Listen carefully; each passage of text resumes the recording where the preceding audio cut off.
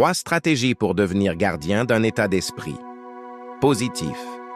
Votre intelligence, votre plus grande force, et parfois votre pire ennemi, cette petite voix qui analyse tout, qui doute, qui vous épuise.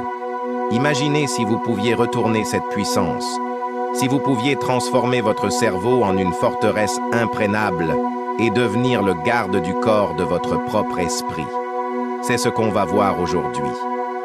Voici 3 stratégies simples et efficaces pour reprendre le contrôle de votre super ordinateur interne. Stratégie numéro 1. Le bouclier de la gratitude. La première stratégie, c'est le bouclier de la gratitude. Votre cerveau est programmé pour identifier les failles, c'est le biais de négativité.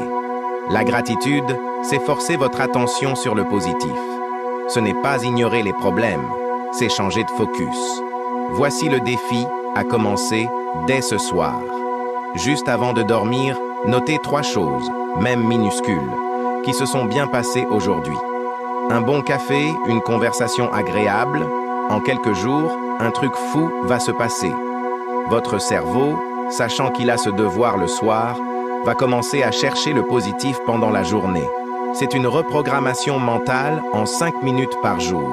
Stratégie numéro 2, l'alchimie du défi. La deuxième stratégie, c'est l'alchimie du défi. On va transformer nos problèmes, le plomb, en opportunités, en or. Ne restez pas paralysé à analyser un problème.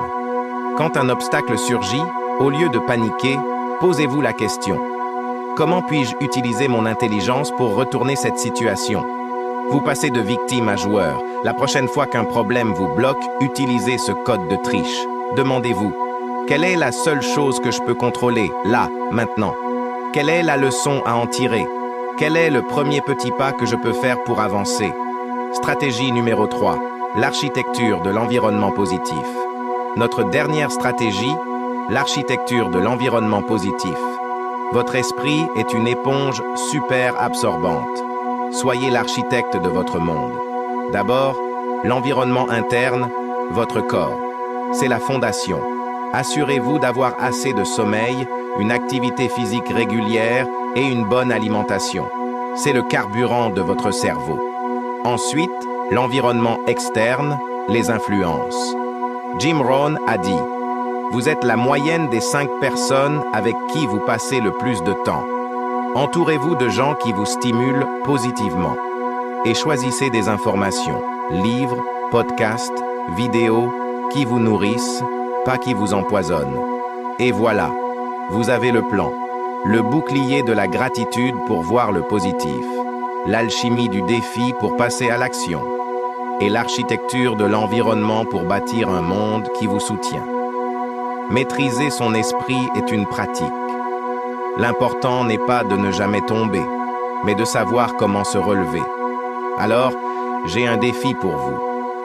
Choisissez une de ces stratégies et engagez-vous à la tester pendant une semaine.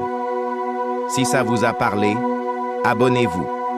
Et dites-moi dans les commentaires, maintenant, quelle stratégie vous allez essayer en premier. Merci de m'avoir écouté. Et n'oubliez jamais, le gardien de votre intelligence, c'est vous.